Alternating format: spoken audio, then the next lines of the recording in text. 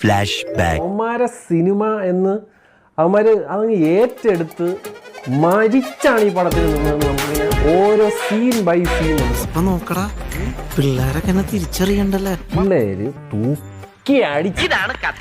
പക്ഷേ ഫ്ലാഷ് ബാക്കിലാണ് യഥാർത്ഥ സംഭവം നടക്കുന്നത്. ഒരു സെക്കൻഡ് പാർട്ട് എനിക്ക് അതിനെ പറ്റി പറഞ്ഞു. എന്താണ് ഈ മലയാള സിനിമയിലുള്ളവർക്കുള്ള പ്രശ്നം? എന്താണ് നിങ്ങൾ എല്ലാം സെക്കൻഡ് പാർട്ട് വരും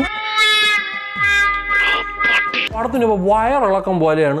സെക്കൻഡ് പാർട്ട് വരും പോയേ കയ്യിന്ന് പോയേ. പിന്നെ ആഷിറിനെ കൊണ്ട് തന്നെ അഭിനയിപ്പിക്കണമെന്ന് സെക്കൻഡ് പാർട്ടിലുണ്ടെങ്കിൽ താൻ ഈ പറയുന്ന ഇടയ്ക്കൊക്കെ റെക്കോർഡ് ചെയ്ത് താൻ ഒന്ന് കേട്ടു നോക്ക്. നല്ല രസം. എന്താണ് നിങ്ങൾക്കൊക്കെ ഒരു പടം എടുത്ത് നിർത്തിക്കൂടെ?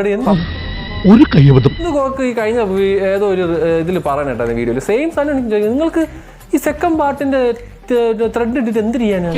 എന്നാൽ ഇനി ഞാനൊരു സത്യം കൃത്യമായിട്ടൊന്നും പറയാതിരിക്കാം, കിടന്ന് ഉരുളുക, അതേ രക്ഷയുള്ളൂ.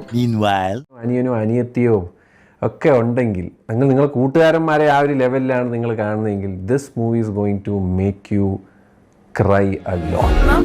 പറ്റിപ്പോയി സാർ. മങ്കി ഇപ്പൊ ഡോങ്കീസ് ആയത് നിങ്ങൾ രണ്ടുപേരും